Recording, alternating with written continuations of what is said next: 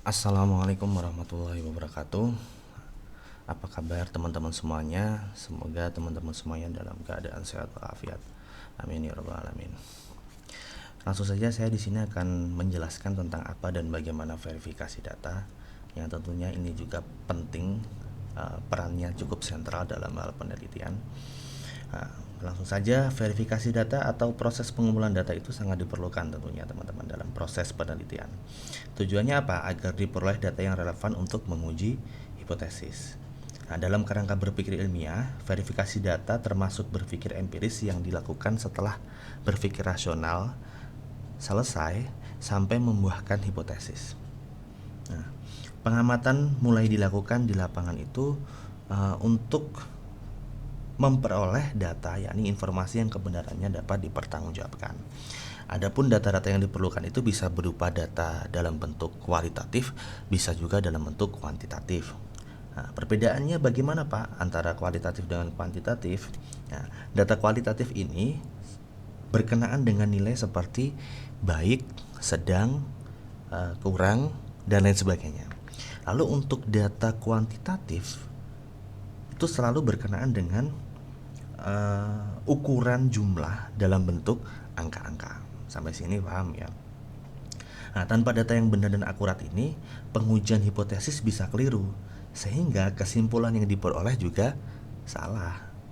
Kebenaran dan ketepatan data yang diperoleh bergantung kepada alat pengumpul data, atau kita mungkin biasa menyebut sebagai instrumen, dan juga sumber untuk memperoleh data itu sendiri, atau disebut sebagai sampel. Sedangkan keabsahan hasil pengujian hipotesis di samping bergantung kepada kebenaran data dan ketepatan data, tentunya hal yang paling sentral lagi yaitu adalah kecermatan analisis data yang dilakukan oleh siapa? Peneliti. Nah, oleh karena itu, hal pokok penting dalam verifikasi itu ada tiga. Yang pertama adalah metode dan teknik pengumpulan data, atau yang biasa disebut sebagai metode dan instrumen. Yang kedua itu adalah sampel atau sumber data, dan yang ketiga itu adalah teknik analisis data. Nah, menetapkan ketiga unsur di atas dalam rangka memperoleh data yang diperlukan untuk menguji hipotesis memerlukan pertimbangan yang cermat dan akurat. Nah, kecermatan dan keakuratan itu ditentukan oleh beberapa faktor.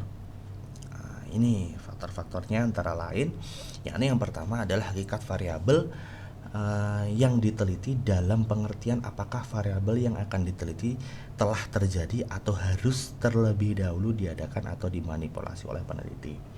Maksudnya begini, kepastian hakikat variabel akan menentukan metode yang harus digunakan dalam proses pengumpulan data. Apabila variabel telah ada atau telah terjadi karena sudah dilakukan perlakuan atau penelitian oleh orang lain, maka penelitian dapat menggunakan metode deskriptif atau metode ex post facto. Ini nanti akan ada di penjelasan selanjutnya. Namun apabila variabel yang perlu kita teliti belum ada atau belum terjadi atau belum diteliti variabelnya, kita sebagai peneliti perlu mengadakan perlakuan atau memanipulasi variabel.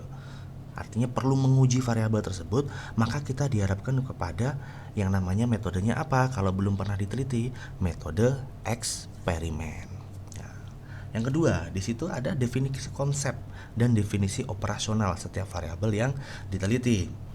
Nah, kejelasan definisi tentunya akan menentukan jenis data yang diperlukan dan alat yang harus digunakan. Misalnya begini, kalau kita bicara tentang variabel yang diteliti adalah produktivitas kerja karyawan pemasaran sebuah perusahaan otomotif. Nah, definisi konsep yang diberikan terhadap produktivitas kerja karyawan pemasaran yaitu adalah apa? Kemampuan karyawan dalam meningkatkan daya jual berbagai jenis produk otomotif. Nah, secara operasional, nah ini bedanya dengan secara operasional, produktivitas tersebut dilihat dari jumlah dan jenis produk otomotif yang terjual. Yang kedua, waktu yang dibutuhkan dan kapasitas setiap karyawan dalam menjual jumlah dan jenis produk otomotif yang dijual dalam kurun waktu tertentu. Nah, dari contoh itu Tentunya eh, data yang diperlukan adalah apa saja jenis produk otomotifnya, jumlah setiap jenis produk otomotifnya, terus apalagi waktu yang dibutuhkan untuk menjualnya, terus kapasitas satu karyawan atau seorang karyawan dalam hal jenis dan jumlah kosmetik yang dijualnya. Sedangkan instrumen yang dapat digunakan di sini apa? Instrumen yang dapat digunakan di sini untuk mengumpulkan data di atas yang sudah saya jelaskan tadi, jenis, waktu, kapasitas dan lain sebagainya itu tadi. Misalnya saja begini, kuesioner atau angket atau wawancara digunakan untuk memperoleh data-data tersebut. Nah, yang ketiga itu ada masalah dan tujuan penelitian dalam pengertian jawaban apa yang dikehendaki dari pertanyaan penelitian dan untuk apa manfaat ditemukannya jawaban terhadap pertanyaan tersebut. Nah, informasi ini akan memberikan petunjuk terhadap jenis data, sumber data, dan analisis data. Jadi masalah dan tujuan penelitian ini harus jelas.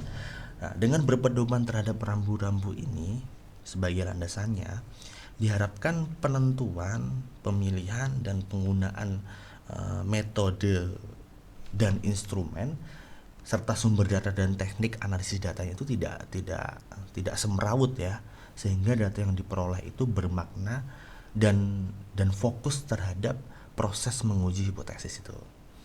Nah, langsung saja, yaitu slide selanjutnya mengenai metode dan instrumen. Nah, metode dan instrumen dalam penelitian itu berkenaan dengan cara bagaimana memperoleh data yang diperlukan. Nah, metode lebih menekankan kepada strategi, proses, dan pendekatan dalam memilih jenis, karakteristik, serta dimensi ruang dan waktu dari data yang diperlukan. Nah, sedangkan instrumen menekankan kepada alat atau cara untuk menjaring data yang dibutuhkan, seperti yang di awal tadi ya sudah selayang pandang dijelaskan. Nah, dalam studi mengenai metodologi penelitian, kita mengenal beberapa metode penelitian seperti ada metode penelitian historis, ada penelitian deskriptif, metode penelitian deskriptif, ada ex post facto, dan ada eksperimen. Kita tidak akan membahas lebih jauh tentang ini ya, tapi ini sebagai pemahaman kita bahwasannya metodologi penelitian itu ada beberapa macam seperti itu. Dan teman-teman tentunya kalau ingin mempelajari lebih dalam bisa mempelajari langsung di buku-buku yang mempelajari tentang metodologi penelitian. Contoh karyanya siapa? Karyanya Profesor Sugiono. Itu banyak digunakan oleh peneliti-peneliti dan bahasa yang disampaikan itu cukup mudah difahami, teman-teman. Nah, selanjutnya metode penelitian historis. Nah, metode penelitian historis ini digunakan apabila peneliti bermaksud mengungkapkan peristiwa atau kejadian pada masa lalu. Artinya studi yang digunakan di sini adalah studi dokumenter. Contoh metodenya itu kita bisa pakai studi dokumenter. Keabsahan metode historis ini ditentukan oleh sumber datanya dan keakuratannya dalam membuat interpretasi data sesuai dengan makna yang terkandung di dalamnya. Yang kedua ada metode penelitian deskriptif. Nah, ini digunakan biasanya apabila bertujuan untuk mendeskripsikan atau menjelaskan peristiwa dan kejadian yang ada pada masa sekarang. Termasuk dalam metode ini adalah studi kasus. Contohnya studi kasus, survei, studi pengembangan, studi korelasi. Nah, metode penelitian deskriptif ini bisa mendeskripsikan satu variabel atau lebih dari satu variabel, teman-teman ya. Masalah penelitian yang tepat dikaji melalui metode deskriptif ini yakni adalah biasanya berkenaan dengan bagaimana kondisi fenomena lapangan yang ada, atau proses yang berkaitan dengan karakteristik hasil dari suatu variabel gitu loh kan. Misalnya begini, kalau kita bicara tentang variabel kepemimpinan, nah, bisa diteliti tuh masalah-masalah yang berkenaan dengan apa. Contohnya masalah kepemimpinan terkait variabel tersebut. Yang pertama, bagaimana bentuk atau tipe kepemimpinan. Yang pertama. Yang kedua, bagaimana cara dan proses kepemimpinan itu dilaksanakan. Itu kita cari permasalahan itu digali sampai sebegitu dalamnya. Yang penting kita tahu variabelnya. Nah, variabelnya apa, baru landasan awalnya masalahnya itu apa. Bagaimana bentuk atau tipe kepemimpinan, bagaimana cara dan proses kepemimpinan dilaksanakan, maksudnya apakah ciri-ciri yang menonjol dari kepemimpinan, contoh ada dari berbagai macam-macam kepemimpinan demokratis itu gimana ciri-cirinya, terus faktor-faktor apa saja yang mempengaruhi gaya kepemimpinan itu, dan lain sebagainya. Nah, hasil dan kesimpulan dari penelitian deskriptif pada umumnya hanya mendeskripsikan konsep dan variabel yang diteliti, mendeskripsikan perbedaan konsep dan variabel, menghubungkan variabel yang satu dengan yang lainnya. Jadi sampai di situ ya batasannya. Nah, apabila peneliti ingin membandingkan suatu konsep dan variabel, nah ini maka perlu dikaji kedudukan variabel yang diteliti dari berbagai aspek. Nah, misalnya begini, dalam contoh di atas yang kita ngomong variabel kepemimpinan tadi ya. Dalam contoh di atas penelitian terhadap gaya kepemimpinan. Nah, variabel kepemimpinan ini kan bisa dilihat atau dibedakan dari karakteristik pemimpinnya, misal seperti dari segi usianya, dari segi jenis kelaminnya, pengalaman sebagai pemimpin, tingkat pendidikan, ya kan? Terus motivasi dari pemimpin itu sendiri. Nah, dalam hal ini teman-teman sebagai peneliti perlu membuat kategori. Nah, tingkat pendidikan bisa dikategorikan, ada lulusan sarjana, lulusan magister, lulusan doktoral, nah, ada yang bukan sarjana dan seterusnya. Dari segi usia juga bisa diklasifikasikan, yaitu dari segi pengalaman sebagai pemimpin itu juga bisa dikategorikan dari berapa lama dia menjadi seorang pemimpin. Nah, itu yang tentunya bisa dijadikan pengembangan dalam penelitian. Baik, langsung saja di sini kita melompat. Nah, ini yang tadi ya, variabel kepemimpinan. Bisa dilihat sekilas contohnya tadi. Nah, lalu penelitian ex post facto. Nah, penelitian ex post facto ini, metode ini tuh lebih ditujukan untuk melihat dan mengkaji hubungan antara dua variabel atau lebih, di mana variabel yang dikaji telah terjadi sebelumnya melalui perlakuan orang lain. Artinya variabel yang dikaji itu sudah pernah diteliti oleh orang lain. Fungsi kita sebagai peneliti di sini itu adalah mengembangkan. Nah, dilihat sebagai apa? Dilihat penamaannya ex post facto di situ. Ex post facto itu artinya apa? Artinya sesudah fakta. Nah, dalam penelitian ini peneliti tidak perlu melakukan manipulasi atau perlakuan terhadap variabel bebasnya. Masih ingat nggak perbedaan variabel bebas dan variabel terikat? Ayo, coba dibuka lagi catatannya. Nah, tidak perlu lagi memanipulasi atau memberikan perlakuan terhadap variabel bebas, karena rujukannya penelitian terdahulu yang sudah dilakukan oleh peneliti, teman-teman. Nah, hubungan yang dikaji itu bisa dalam bentuk korelasi, pengaruh, gitu kan. Terus sumbangsih dari variabel tersebut, dampak yang bisa dinyatakan dalam ukuran-ukuran statistik seperti koefisien, korelasi, determinasi, dan lain sebagainya. Nah, dalam penelitian ini paling tidak harus terdapat dua variabel utama, yakni variabel bebas dan terikat. Di samping mungkin nanti ada variabel lain yang dibahas, ya kan. Nah, masalah dan kajian yang umumnya dilakukan dengan metode ini antara lain ya tadi ada hubungan antara variabel A dan dengan variabel X dengan variabel Y, adakah pengaruh variabel X terhadap variabel Y, dan lain sebagainya. Nah, misalnya begini, variabel bebas itu terdiri dari motif berprestasi, yang ini, dan kebiasaan belajar. Nah, variabel terikat terdiri dari prestasi belajar. Nah, semua variabel bebas ini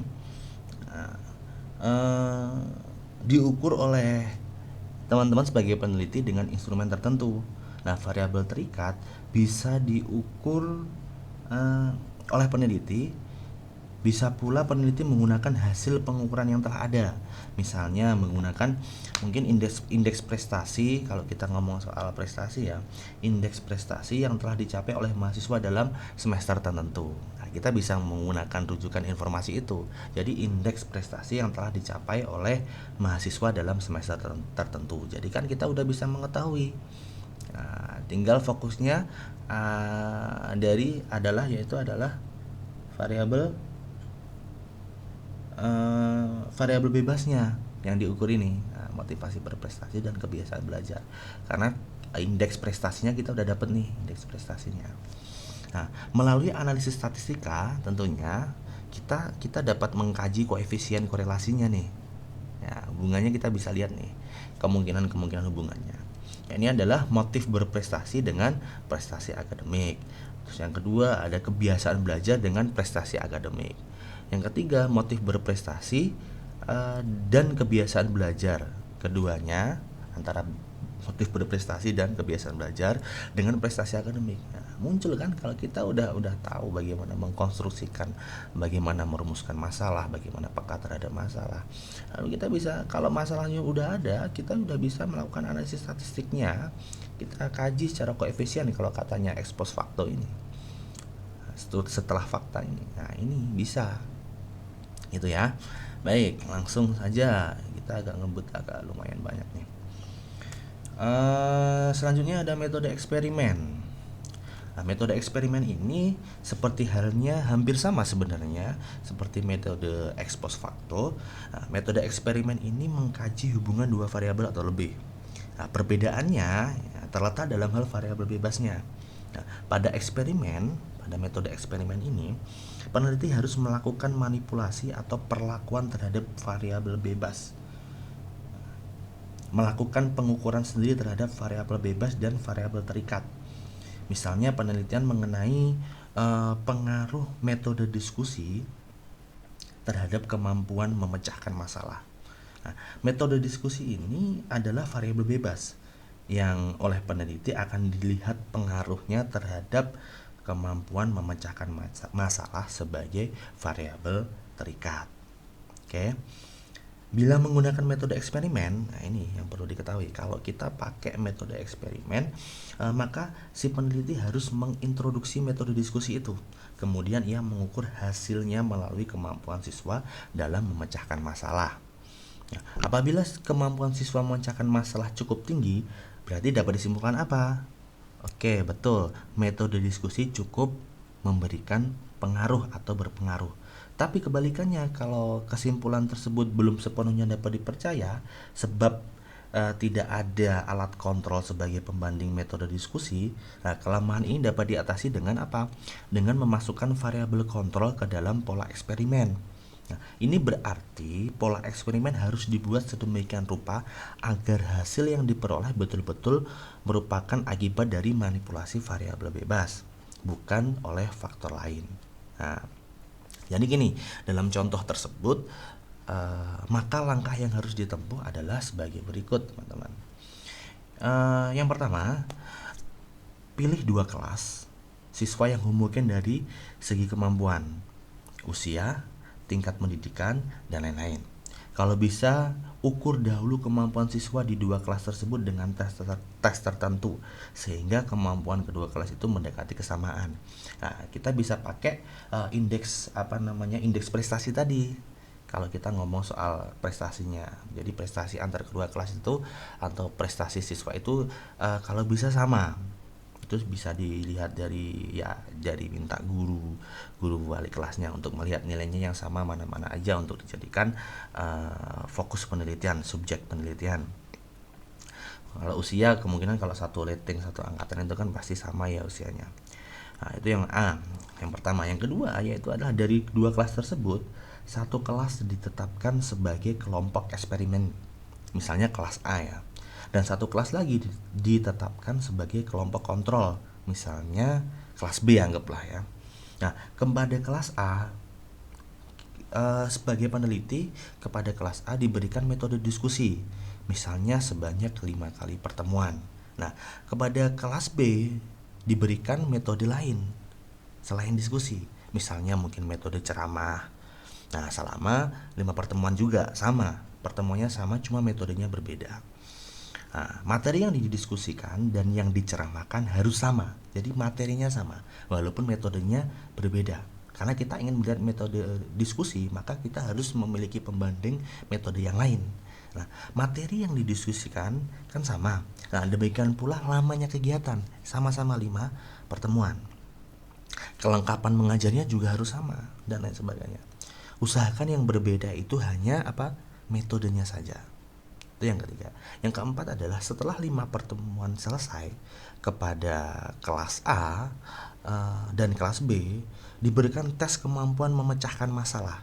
Lalu hasilnya diukur, lalu dibandingkan mana yang lebih tinggi.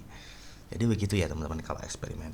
Nah, apabila yang diperoleh kelas A secara rata-rata menunjukkan hasil yang lebih tinggi dan berbeda secara nyata dari hasil yang diperoleh kelas B, maka dapat disimpulkan apa? Metode diskusi itu lebih efektif dibandingkan dengan metode ceramah dalam hal kemampuan memecahkan masalah.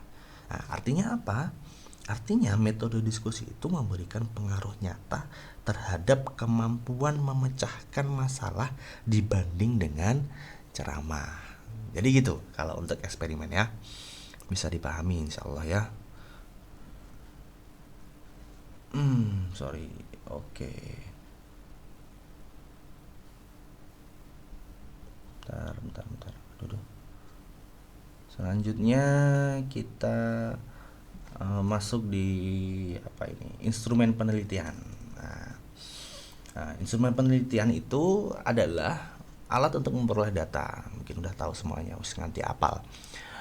Instrumen yang lazim digunakan dalam penelitian antara lain apa? Ada kuesioner, ada kuesioner atau angket, ada observasi, ada tes, dan ada juga wawancara dan lain sebagainya. Sebagai alat pengumpul data, itu instrumen itu sangat penting ya teman-teman perannya sebagai alat pengumpul data itu penting. Sebab apa? Sebab tanpa instrumen yang baik, tentunya kita tidak dapat memperoleh data yang betul-betul valid atau dapat dipercaya.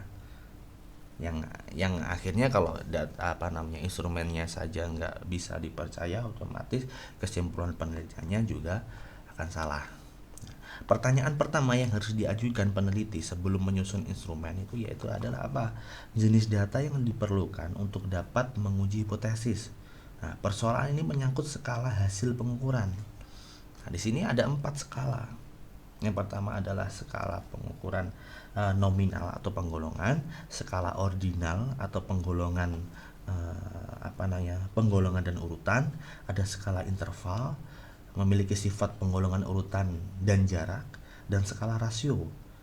Ya, ini skala rasio itu memiliki sifat penggolongan urutan, jarak, dan rasio. Nah, sekarang kita bahas yang skala nominal. Skala nominal itu apa sih? Skala nominal itu merupakan skala pengukuran yang paling sederhana. Sebab apa? Hanya mengkategorikan objek atau individu ke dalam data kualitatif, bukan kuantitatif. Dalam skala ini, yang penting adalah kriteria yang dipakai membedakan kategori. Misalnya, kategori jenis kelamin, tingkat pendidikan, agama, bahasa. Nah, sekalipun untuk jenis kategori dalam bentuk simbol angka itu tidak mempunyai makna lain kecuali label penggolongan semata-mata. Jadi dari situ jelas ya. Langsung saja skala ordinal. Nah, skala ordinal itu menunjuk pada pengertian posisi relatif individu atau objek yang diteliti. Nah, tentu saja skala ordinal ini memiliki sifat nominal atau kategori. Nah, kategori tersebut diurutkan posisinya berdasarkan kriteria tertentu. Contoh nih gini, misalnya urutan banyaknya pengunjung bank. Jadi dilihat dari segi profesi. Yang pertama itu pegawai negeri (PNS), yang kedua pedagang, yang ketiga petani, yang keempat pelajar. Nah,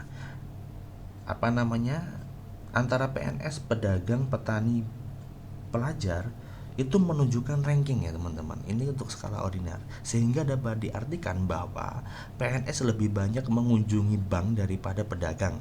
Pedagang lebih banyak mengunjungi bank daripada petani, dan seterusnya. Jadi untuk memudahkannya seperti itu ya teman-teman, untuk memahami skala-skala tersebut.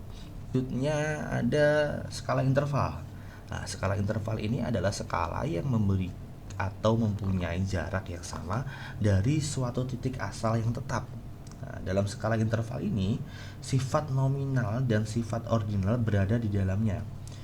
Misalnya begini, perbedaan skor siswa antara 70 dengan 80 mengandung makna yang sama dengan perbedaan skor siswa yang memiliki nilai antara 40 dan 50. Selisihnya 70-80 dan yang satunya 40-50. Selisihnya sama-sama 10. Nah, hasil penilaian tes hasil belajar, pengukuran kecerdasan, pengukuran sikap termasuk skala interval. Jadi hasil penilaian tes hasil belajar, pengukuran kecerdasan, pengukuran sikap itu masuk pada skala interval. Langsung saja skala rasio, agak cepat. Skala rasio itu skala yang tertinggi sebab mempunyai titik nol sejati dan mempunyai interval yang sama. Nah, pengukuran dengan menggunakan alat ukur baku seperti sentimeter, meter untuk mengukur panjang dan tinggi, ya kan, ons untuk mengukur berat, menghasilkan skala rasio. Semua prosedur dan analisis matematis dan statistik ini dapat digunakan dalam mengolah data skala rasio. Ini sekali lagi ya, ini hanya sebagai sebuah awalan perkenalan kalian untuk memahami skala-skala ini, tapi fokus kita bukan mempelajari tentang skala-skala ini. Nanti kalian juga akan mempelajari tentang metodologi penelitian yang di situ akan concern membahas tentang itu. Nah, sebelum ada mata kuliah itu bisa dibeli buku tentang metodologi penelitian baik kuantitatif atau kualitatif, bisa juga tentang belajar atau beli buku tentang statistik. Nggak harus beli sih, di internet banyak kok PDF yang membahas tentang itu. Karya Prof. Sugiono juga bisa dipakai.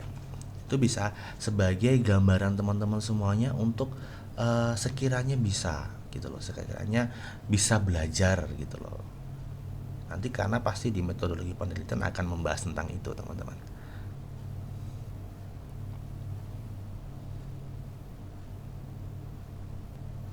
Nah, lalu sekarang kita ulas lagi yang pertama tadi. Jadi posisi variabel penelitian, ya kan?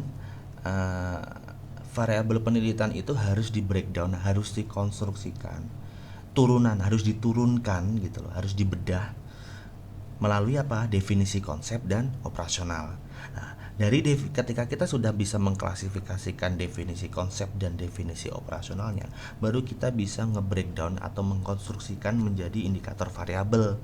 Nah, dari indikator variabel yang sudah kita ketahui itu, baru kita bisa menyusun instrumen. Nah, instrumennya kita mau menggunakan skala apa nih? Skala nominal, skala ordinal, interval atau rasio. Nah, ini adalah gambarannya tentang proses dari variabel penelitian itu menuju kepada proses analisis data. Jadi ketika kita udah dapat indikatornya, baru bisa menyusun instrumen. Nah, dalam proses menyusun instrumen itu juga kita harus tahu kisi-kisinya. Nah, taunya dari mana ya? Kita buat kisi-kisinya berdasarkan definisi konsep dan operasional itu tadi. Oke, langsung saja kita masuk di yang namanya populasi dan sampel. Populasi dan sampel dalam penelitian merupakan sumber data. Artinya sifat-sifat atau karakteristik dari sekelompok subjek, gejala atau objek. Sifat dan karakteristik tersebut dijaring melalui instrumen yang telah dipilih dan dipersiapkan oleh peneliti. Nah, anggap lagi nih gampangannya kalau kita bisa membedakan antara populasi dan sampel ya. Nah, perbedaannya itu adalah ada begini. Ini bayangannya, contohnya ya, ini yang populasi siswa ini contoh. Contohnya gini, untuk membayangin apa sih populasi, apa sih sampel. Ini contoh. Polanya seperti ini. Populasinya itu seumpama adalah siswa di Indonesia laki-laki dan perempuan. Jadi dari general umum dulu nanti dikerucutin untuk menunjukkan sampelnya. Nah, populasinya siswa di Indonesia laki-laki dan perempuan. Populasi sasarannya siswa di Indonesia laki-laki dan perempuan. Lebih spesifik nih, berusia 15 sampai 20 tahun. Juni ini 2020. Nah, lebih spesifik lagi. Lalu populasi terjangkaunya. Nah, populasi terjangkaunya seperti apa? Siswa laki-laki dan perempuan berusia 15 sampai 20 tahun duduk di SMA per Juni 2020 di Jawa Timur. Nah, ini Jawa Timur, lebih spesifik lagi. Nah, setelah itu baru sampelnya bisa ditentukan. Nah, sampelnya adalah siswa SMA negeri kelas 12 berusia 15 sampai 20 tahun ini. Kelas 12 ini spesifik lagi. Usianya sama per Juni 2020 di Kabupaten Tulungagung. Jadi bisa bayangin ya, ini dari nggak harus skala nasional terus. Untuk populasi, wah ini nasional Pak, di Indonesia dan enggak difokuskan. Nah, populasi ini bisa dimulai dari Kabupaten Tulungagung. Nah, siswa di Kabupaten Tulungagung, atau lebih mengerucut lagi siswa di SMA 1 Tulungagung, laki-laki dan perempuan. Itu nanti di breakdownnya gini. Ini bisa dipahami ya. Saya kira bisa dipahami. Nah, ada 4 teknik dalam penarikan probabilitas sampling atau yang dinamakan sebagai teori peluang. Nah, yang pertama ini sampel acak, ya kan? Terus sampel berlapis, sampel kelompok, terus ada juga multi-stage samples. Ada teknik sampling lainnya biasa disebut teknik accidental sampling, ada kuota sampel dan purposive samples, termasuk non probability samples. Nah, ini kita kalian bisa pelajari di buku metodologi penelitian ya. Saya hanya akan memberikan gambaran-gambarannya. Nah, ini probability sampling. Ini bisa dibaca sendiri untuk probability samplingnya. Nah, sampel acak atau random sampling nih. Random sampling itu kayak kita bisa acak, yang ngacak, atau ngundi bisa, ngacak bisa. Artinya tidak ada proses sampel yang sifatnya dipilih, tapi lebih diacak. Acak sistematis, jadi random gitu loh. Randomnya itu bisa diambil dari satu kelas, diambil 3, satu kelas yang lain diambil 3, itu tapi acak orangnya gitu. Yang kedua ada stratifikasi random, dilakukan dengan cara membuat lapisan-lapisan, kemudian dari setiap lapisan diambil sejumlah subjek secara acak. Jumlah subjek dari setiap lapisan atau strata itu bisa dijadikan sampel penelitian. Lalu sampel kelompok atau cluster sampel. Nah, itu maksudnya apa? Sampel dalam bentuk kelompok, bukan individu. Misalnya kelas, ya kan?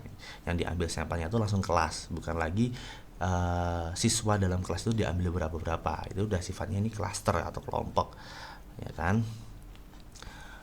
Rata-rata kelompoknya bukan nilai individu unsur sampel. Nah, ini artinya kelompok. Selanjutnya multi-stage sample. Nah, ini mengambil sampel dengan menempuh beberapa tahapan sehingga memudahkan peneliti menetapkan jumlah unsur sampel. Biasanya biasanya lebih ke random dilakukan pada setiap tahapan. Oke, langsung kita ke non probability samples. Nah, non probability samples itu gimana sih, kan? Non probability samples itu ada yang namanya accidental samples. Apa maksudnya? Accidental samples itu pengambilan unsur sampel secara sembarangan sampai terpenuhi jumlah yang diinginkan. Boleh jadi ada istilah yang namanya proses teori peluang. Itu bisa kita ngambil sampel subjek yang mau kita melibatkan dalam penelitian kita, itu bisa dalam bentuk non probability sample, yaitu dalam bentuk apa? Accidental samples, yaitu mengambil sampel itu secara sembarangan asalkan sesuai dengan jumlah yang kita inginkan. Kita ingin 30, ya udah ambil aja 30 orang tanpa melihat kriteria-kriteria tertentu dari apakah anak itu begini, apakah anak itu begini, enggak langsung diambil. Itu accidental. Lalu yang kedua ada quota samples. Nah, quota sampel itu hampir sama kayak accidental, tetapi dibuat dahulu lapisan-lapisan sampelnya. Itu bedanya. Purposive sample. Purposive sample itu pengambilan unsur sampel atas dasar tujuan tertentu sehingga memenuhi keinginan dan kepentingan peneliti. Ini hampir sama semuanya. Jadi teman-teman bisa pelajari. Minimal udah ada gambaran lah ya untuk bagaimana menentukan sampel, pakai pendekatan apa dalam sampel itu. Nah, terakhir nggak ya ini ya? Sebenarnya ini terakhir. Proses analisis data. Proses analisis data itu proses penyusunan, pengaturan, dan pengolahan data agar dapat digunakan untuk membenarkan atau menyalahkan hipotesis yang sudah diteliti. Nah, alat yang digunakan untuk mengolah dan menganalisis data adalah statistika.